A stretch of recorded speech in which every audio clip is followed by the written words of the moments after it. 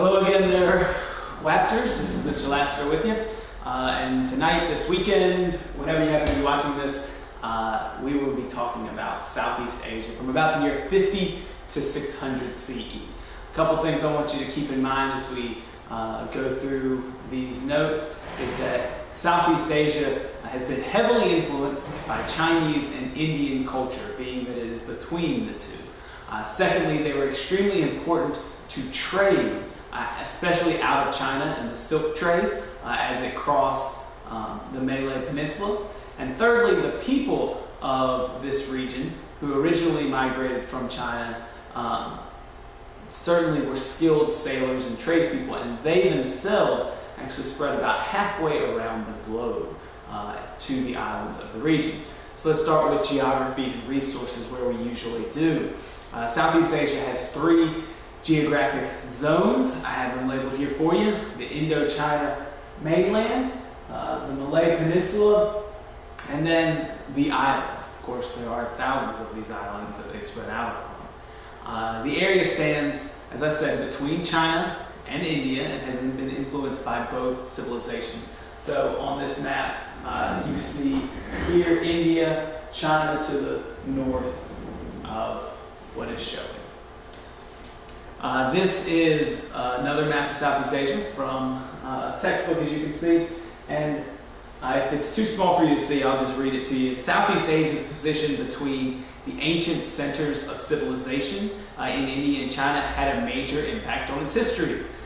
In the first millennium CE, so the first 1,000 years of the Common Era, a series of powerful and wealthy states arose in the region, and it took control of the trade routes. And the main one we're going to talk about is the Funan, based in southern Vietnam, Cambodia, and the Malay Peninsula. And then there were several others, but we're not going to be discussing those today. The shifting trade routes led to the rise and fall of some of these empires, especially the Funan, which we will talk about today.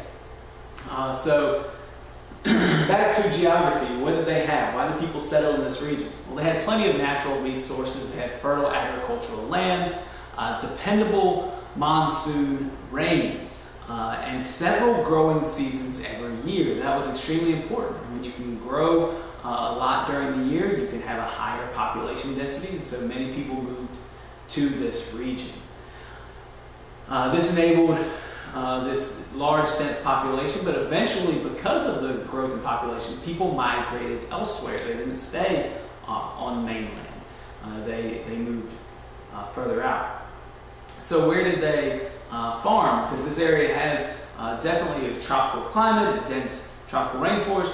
Well, a lot of early inhabitants used slash and burn techniques. Cleared land, known as swidden, for farming. You see actually a modern practice of that today, still in Southeast Asia. They domesticated important crops and animals, including rice, soybeans, sugarcane, bananas, coconuts, chickens, pigs. All these things they domesticated and were able to grow very successfully in their beneficial climate. So the waves of migration happened over thousands of years. The first people coming to this region even before 3000 BCE.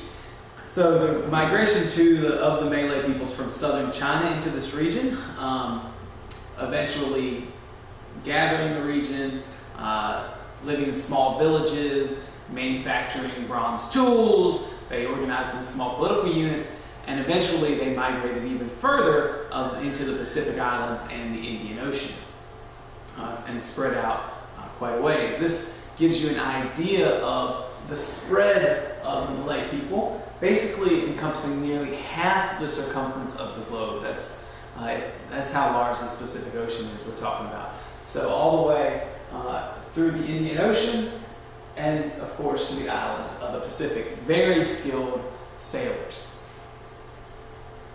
The first large states in Southeast Asia begin to emerge really in the first centuries of the Common Era. They started as a response to the position of Southeast Asia at a crossroads of trade between China and India. Trade brought business. It also brought Hindu-Buddhist cultures, which takes hold in Southeast Asia. As we talked about, especially Buddhism, currently, modern day, in this region of the world, but Hindu culture also is found here. And in a couple slides, you'll see that with the Funan kingdom. Oh, here we are. So the Funan was the first major state to appear in Southeast Asia. It's from about 1st to 6th centuries CE, and it appears in the Mekong Delta region. In fact, from the Funan kingdom, we have this tablet here, which actually is written in Sanskrit, of course coming from India, and it tells of a donation in honor of the Hindu god Vishnu, made by a prince of the Funan kingdom. So what about trade with this culture? I told you that trade was the reason why some of these kingdoms sprang up, and also was the reason for their demise. Well, the Funan kingdom was located in a very strategic place along the Malay Peninsula, and it controlled the isthmus right here that connected mainland Indochina to the peninsula. So there were two ways to trade. You could go around this peninsula, which actually proved to be very treacherous because of the geography of the region, because of the winds, because of choppy waters. Also, you had to deal with things like pirates, things of that nature. So it actually became more cost-effective to travel across land here. If you can follow my mouse, basically offloading your goods, moving across land, and then continuing your journey to India.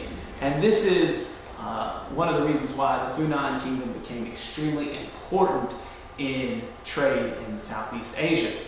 Basically, they provided security for crossing this isthmus, and it was most likely in exchange for customs duties or money or other fees. And so this is the kind of route that trade took, especially the trade of silk from China to India, where it was becoming ever more popular, and then of course from India westward to places like the Roman Empire. The decline of the Funan kingdom in the 6th century most likely was related to the opening of new trade routes that somehow bypassed their kingdom or their isthmus that they controlled. When those trade routes shifted, it would have damaged the economy of the region and therefore led to its demise. So what does modern Southeast Asia look like today? Well, this is a map of it. It consists of modern day countries of Myanmar, Laos, Vietnam, Thailand, Cambodia, Malaysia, Indonesia, the islands of Indonesia, and other island nations and islands under control of the nations already mentioned. It's a fairly large region, it's spread out, but once again, situated between India and China, it saw a great deal of influence from those cultures. Go back and watch this video again if you need to. That's basically it for this section. And so I think it saves us a little bit of time in class, but I think it was pretty straightforward information in your textbook, but if you needed a little bit extra fill in, that's what this is for. Make sure that you finish reading the next chapter of the book, chapter 7, by Monday. Those readings are listed on Moodle in the reading guide for the unit, and we will begin discussing more about these trade routes and the importance of trade and the spread of culture along trade routes when we get to class next week. Hope you have a good weekend. Hope you have a restful weekend, and I hope you find time to read. Have a wonderful weekend, and I'll talk to you later.